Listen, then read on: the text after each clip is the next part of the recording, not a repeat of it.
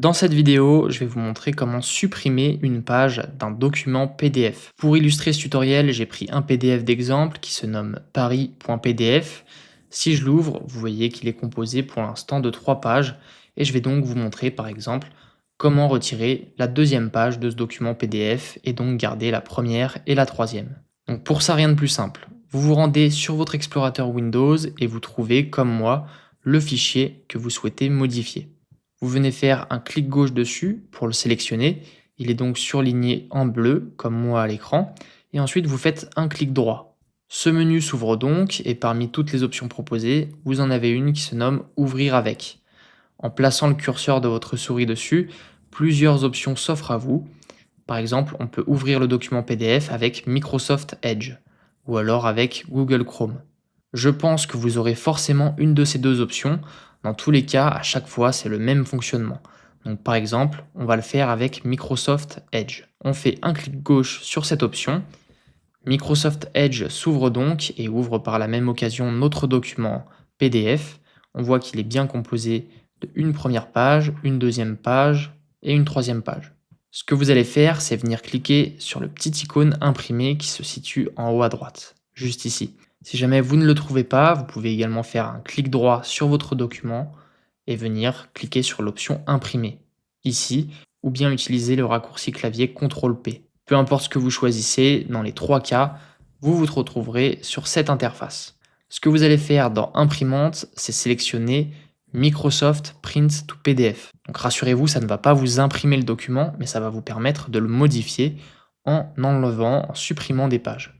Ensuite, on ne va ni changer le nombre d'exemplaires, ni la mise en page, mais tout va se passer dans la rubrique Pages, juste ici. Au lieu de prendre toutes les pages, on va venir cliquer sur l'option de personnalisation, ici, pour indiquer quelle page est-ce que l'on veut dans notre nouveau document PDF. Par exemple, si je veux enlever la deuxième page de mon document PDF qui contient des photos de la Tour Eiffel, eh bien, je vais indiquer les numéros des autres pages, mais pas indiquer le numéro de la page 2, en les séparant par une virgule. Je vais donc mettre « Je veux la page 1, virgule, la page 3 ». Ainsi, à droite, on voit l'aperçu, les photos de la Tour Eiffel ont bien disparu.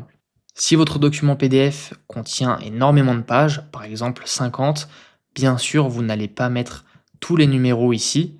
Vous pouvez faire beaucoup plus simple en les séparant par un tiret, en disant par exemple « Je veux les pages 1 à 10 ». Donc pour ça, vous mettez un tiret et ça vous permet de ne pas avoir à écrire 1,2, 3, 4, 9 jusqu'à 10. C'est un raccourci.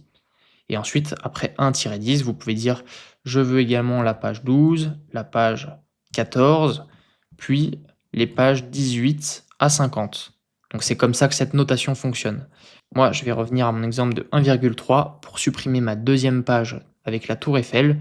C'est bien le rendu que je veux et donc je vais cliquer sur « Imprimer ». Là, vous allez sélectionner l'emplacement auquel vous voulez sauvegarder votre nouveau document. Donc par exemple, je vais le nommer paris2.pdf. On clique sur enregistrer et donc c'est bon, notre page a été supprimée de notre PDF. En effet, si j'ouvre mon document, je vois que la page avec la Tour Eiffel a bien été supprimée. Et comme je vous le disais, c'est la même chose sur Google Chrome, vous pouvez faire ouvrir avec Google Chrome. Vous cliquez sur imprimer en haut à droite et là c'est la même chose dans l'onglet page.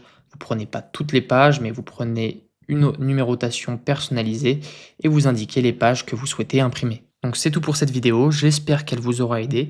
Si c'est le cas, n'oubliez pas de mettre un j'aime dessus et on se donne rendez-vous très bientôt pour de prochains tutoriels sur la chaîne.